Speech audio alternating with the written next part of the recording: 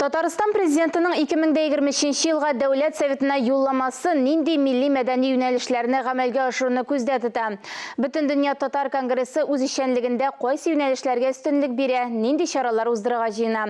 Татарстан радиосының чираттагы иртәнге турыдан-туры эфиры шушы мәсьәләләргә багышланды. Бөтен дөнья татар конгрессы башкарма комитеты рәисе урынбасары Илгиз Халиков шулай ук тыңлаучыларны конгресснең агымдагы эшчәнлеге белән таныштырды. Телне, милли мәгарифне, мәдәниятне саклау һәм үстерү буенча тыңлаучыларны борчыган сорауларга җавап бирде. Без дә студия кунагына берничә сорау белән мөрәҗәгать иттек. Илгиз Илдарович, хәерле иртә. Хәерле иртә. Милли мәгарифне, телне саклау һәм үстерүдә президент юлламасының әһәмиятен ничек бәялисез? Иң элек мин әйтеп китер идем, ул юлламаның Мөдәррис Әгъләмов сүзләре белән башланып китүенә. Монда безнең һәммәбезгә, һәрбер татарга ул бер зур юллама, ул туган телебезне саклау һәм туган җиребез белән горурлану. Киләчәктә әлеге бурычларны гамәлгә ашыруда конгресс кемнәргә таяна? Бүгенге көндә матди ярдәм дигәндә ул әлбәттә без республика хөкүмәте бюджеты исәбенә чаралар уздырабыз. Һәм инде безгә бик зур ярдәм күрсәтә бүгенге көндә татар халкының милли үзенчәлеген саклау дәүләт программасы.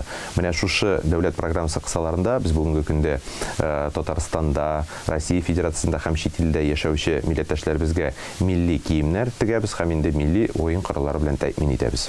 Урыннарда милли кадрлар әзерләүдә сезгә кемнәр булыша? Беренче чиратта монда әйтергә кирәк, безнең татар теле укытучылары турында. Монда инде без татар теле укытучыларын төбәкләр өчен әзерләгәндә төп таянычыбыз булып тора Татарстан Республикасы Мәгарифне үстерү институты һәм Казан Федераль университеты. Менә шулар белән берлектә без бүгенге көндә мөмкин кадәр безнең төбәкләрдә татар теле укытучылары белән тәэмин итәргә тырышабыз. 2023 ел Россиядә укытучы һәм остаз елы. Бу уңайдан конгресс нинди чаралар оештыруны күздәтә? Безнең инде хәзер традицион чараларыбыз бар. Бүгенге көндә ул төп чараларның берсе ул Россия күләм дәрәҗәсендә узатырган 2 бәйге.